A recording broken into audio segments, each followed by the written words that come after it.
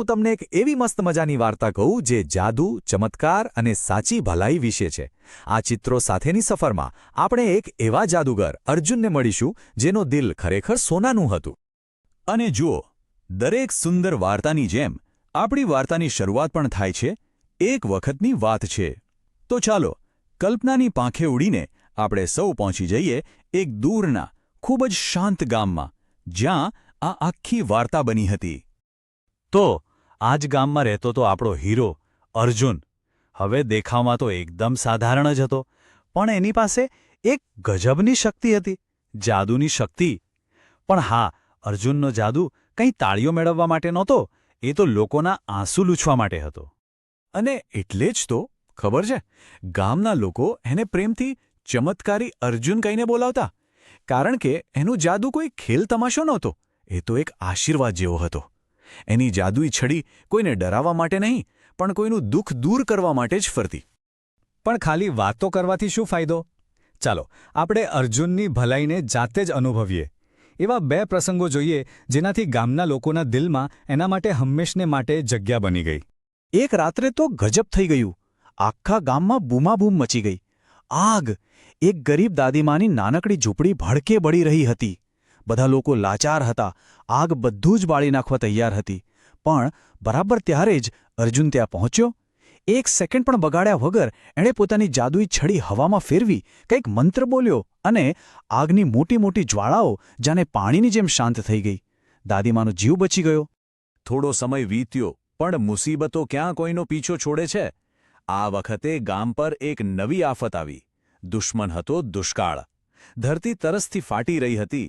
આકાશમાંથી જાણે આગ વરસતી હતી અને લોકો પાણીના એક એક ટીપા માટે તરસી રહ્યા હતા. આખા ગામમાં નિરાશા છવાઈ ગઈ હતી. અને આવી ઘોર નિરાશાની વચ્ચે આશાનું કિરણ બનીને ફરી એકવાર અર્જુન આગળ આવ્યો.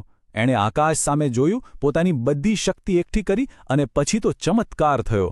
સુખા ભટ્ટ આકાશમાં કાળા ડિબાંગ વાદળો ઘેરાવા લાગ્યા અને જોતજોતામાં તો ટપ ટપ ટપ અમૃત જેવી મીઠી બૂંદો વરસવા લાગી. આખું ગામ ખુશીથી નાચી ઉઠ્યું, જાણે નવું જીવન મળ્યું હોય. પણ કહેવાય છે ને કે ખુશી કદાચ લાંબો સમય ટકતી નથી. જ્યાં પ્રકાશ હોય ત્યાં પડછાયો પણ આવી જ જાય છે. ગામની આ શાંતિ પર કોઈની ખરાબ નજર લાગી. એક દિવસ ગામમાં એક અજાણ્યો દુષ્ટ જાદુગર આવી ચડ્યો. એની આંખોમાં દયા નહોતી, હતી તો બસ ઈર્ષા અને ઘમંડની આગ. હવે જુઓ, જાદુગર તો બંને હતા, પણ બંનેમાં જમીન આસમાનનો ફરક હતો. એક તરફ હતો આપણો અર્જુન, જેનો જાદુ જીવન આપતો હતો, અને બીજી તરફ હતો આ દુષ્ટ જાદુગર, જેનો જાદુ લોકોમાં ડર અને ભય ફેલાવતો હતો. એકની શક્તિ મદદ કરવામાં હતી તો બીજાની શક્તિ બીજાને નીચા પાડવામાં હતી. અને જ્યારે 2 અલગ અલગ શક્તિઓ ટકરાય ત્યારે મુકાબલો તો થવાનો જ. હવે વારો હતો સારા અને ખરાબ વચ્ચેના એક મોટા જાદુઈ મુકાબલાનો. એક એવો મુકાબલો જેનું પરિણામ આખા ગામનું ભવિષ્ય નક્કી કરવાનું હતું. અને એ દિવસ આવી જ ગયો. આખું ગામ શ્વાસ રોકીને જોઈ રહ્યું હતું. ગામના ચોકમાં અર્જુન અને પેલો દુષ્ટ જાદુગર એકબીજાની સામે ઊભા હતા. અને પછી જાદુની એ ભયંકર ટક્કર શરૂ થઈ. પેલા દુષ્ટ જાદુગરે પોતાની બધી જ તાકાત લગાવી દીધી. એના જાદુમાં ઘમંડ હતો, ક્રૂરતા હતી. જોવામાં તો એ અર્જુન કરતાં ઘણો શક્તિશાળી લાગતો હતો. પણ અર્જુનની અસલી તાકાત એની જાદુઈ છડીમાં નથી, એના દયાળુ દિલમાં હતી. એના સારા કામો જ એનું રક્ષણ કરતા હતા. અને છેવટે એ જ સાચી તાકાત જીતી. અર્જુને પોતાના સદ્ભાવના જાદુથી એ દુષ્ટતાને હરાવી દીધી. અર્જુનની આ જીત ખાલી એક જાદુગરની જીત નહોતી. આ જીત તો ગામવાળાઓની આંખો ખોલી નાખી.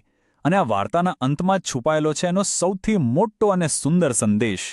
બસ એ દિવસ પછી ગામનો દરેક જણ સમજી ગયો કે સાચો જાદુ મોટી મોટી શક્તિઓ બતાવવામાં નથી હોતો.